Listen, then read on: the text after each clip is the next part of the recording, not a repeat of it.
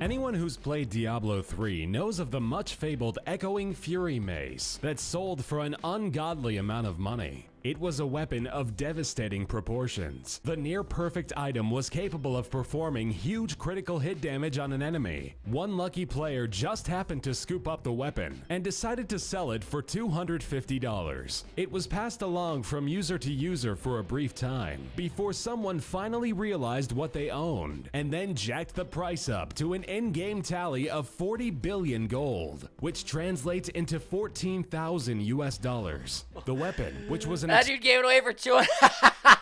Sorry. Extreme rarity in the game, was snatched up at that price by a user named Hyven, and the seller made an easy buck, much to the disdain of the individual who first sold the weapon, for a measly $250.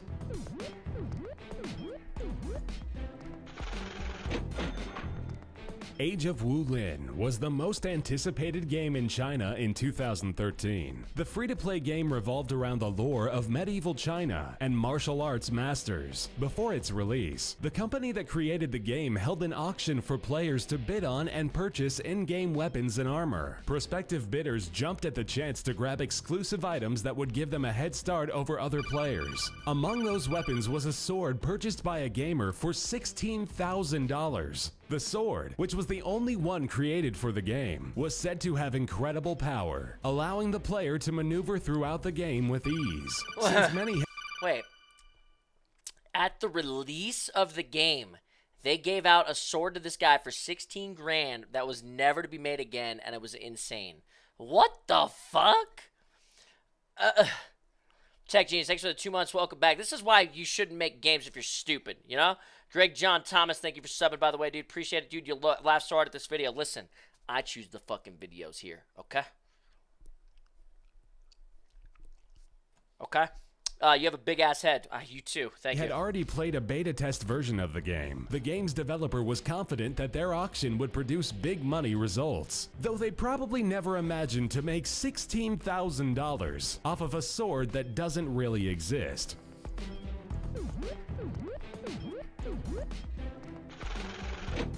Before the game came out. In 2004, a man named David Story made a very smart investment when he purchased virtual property on the game Entropia Universe. The real estate known as Treasure Island was auctioned off at $26,500. The sale of Treasure Island sent shockwaves around the gaming community because it was the first of its kind. The fictional island located on the game planet of Calypso featured beachfront property and locale next to a volcano. It also included a castle and promised massive in-game revenue potential. Despite the hefty initial investment, David made all of his money back the first year by taxing visitors for mining and hunting around his in-game property. He gets a percentage of any loot found on his estate from the hundreds of people who visit each day. For the last 12 years, he's earned a profit of about $36,000 annually. At one point, he was annually? Fucking $100 a day from taxes and estate sales. I thought they were gonna say 36K total.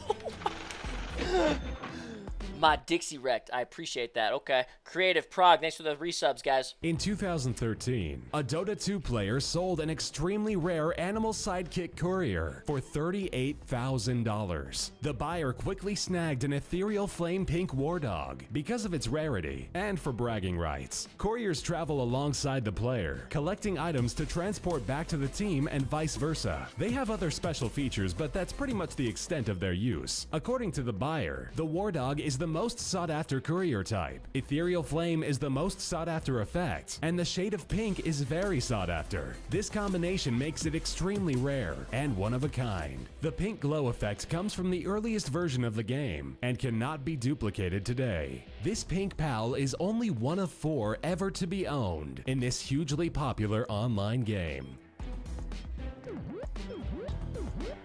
Damn, 1 of 4. Kevin Alderman, the founder and CEO of a United States-based virtual real estate company called Arrows, created a fictional version of Amsterdam in the game's Second Life. After painstakingly constructing the city and opening it up to the general public, he sold it for a whopping $50,000. The virtual version of the Netherlands' famous city features marketplace shopping and prostitutes. After Alderman spent days meticulously recreating every aspect he could incorporate from the true-life red light district, Alderman and Associates built Amsterdam using high-resolution photos of the actual city, a technique that wasn't used before then. A majority of the shops in the city sell virtual sexual merchandise. There are also avatars posing as streetwalkers that openly solicit cybersex for pay to incoming visitors. Alderman sold the fictional town on eBay, the first virtual property sale on the website, and was purchased by 3Dutch.com, a division of Netherlands-based media company Boom BV.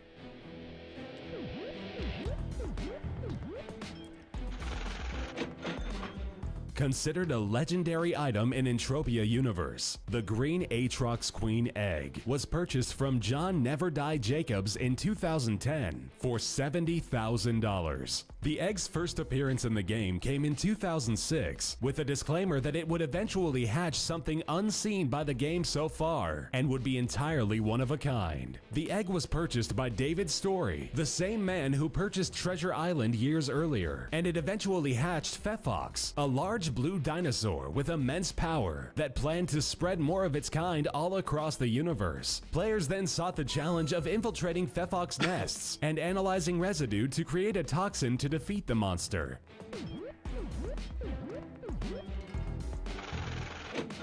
In 2013, the Entropia universe sold yet another massive deal, this time to a group of investors, led by a player called Modified ACOS Power. The band of associates pulled their money together and bought the moon. The newly discovered celestial body, known as Monria, was bought for a hefty $150,000. The creators of the game, MindArc, optioned a partnership with the ACOS Troop. Whatever profits come from player interactivity on the planet, MindArc would split with the new owners. They would work together to model and shape Monria to whatever development they deemed appropriate. The Moon Estate includes a lunar command center, 2 lunar habitats, and 8 subsurface caverns filled with unique creatures and rare resources. ACOS was given the opportunity to remold the celestial object in whatever fashion he desired, as long as it was granted by the creators at MindArc.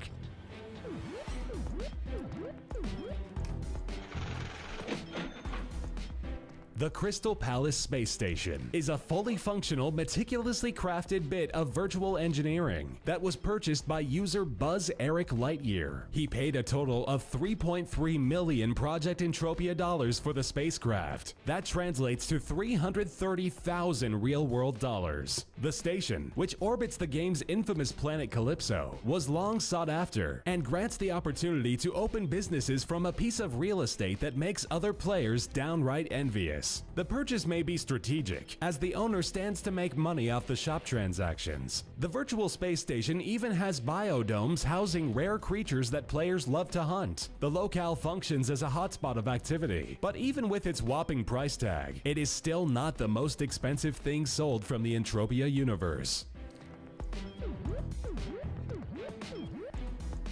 What kind of games have I been playing, dude? There are some very savvy investors on Entropia. The same individual who purchased the green Aatrox Queen egg, John Never Die Jacobs, also went to impressive and obsessive lengths to capture a highly sought-after orbiting asteroid. In 2005, Jacobs mortgaged his real-life home for a little over $100,000 in order to purchase a virtual asteroid. After obtaining the property, lots of offers from other wealthy players started rolling in. After a few days of declining the offers, Jacobs crafted the asteroid into a space resort and titled it Club Never Die, based off his avatar name. It was equipped with a stadium, a shopping center, and biodomes, and earned him $200,000 per year from people buying its goods and services. In 2010, he sold Club Never Die for an incredible $635,000, proving it to be a tremendously well-calculated investment.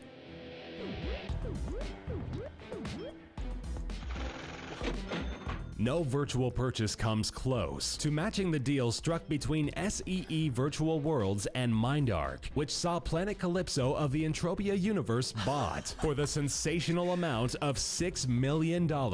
Planet Calypso operates under the umbrella of Entropia Universe and has over 950,000 registered accounts since coming online in 2003. This sale broke the world record for the most expensive virtual purchase ever. The deal also included the purchase of all assets of the First Planet Company, another subset branch of MindArc. This allowed SEE to have complete control over Planet Calypso and other worlds for Entropia, including Planet Michael, a virtual planet based on the works of Michael Jackson. SEE made the massive purchase in an effort to get a foot in the door regarding the MMO landscape. Although the partnership between MindArc and SEE was ultimately scrapped, the initial sale of the planet was confirmed by Guinness Book of World Records as the largest amount paid for an intangible in-game property ever. Bro, what was I doing in life when this video game was a thing? I don't understand. What the fuck was I doing when Entropia was out? Did any of you guys play that game? Imagine spending $330K on pixels, dude. I can't even imagine. That's insane.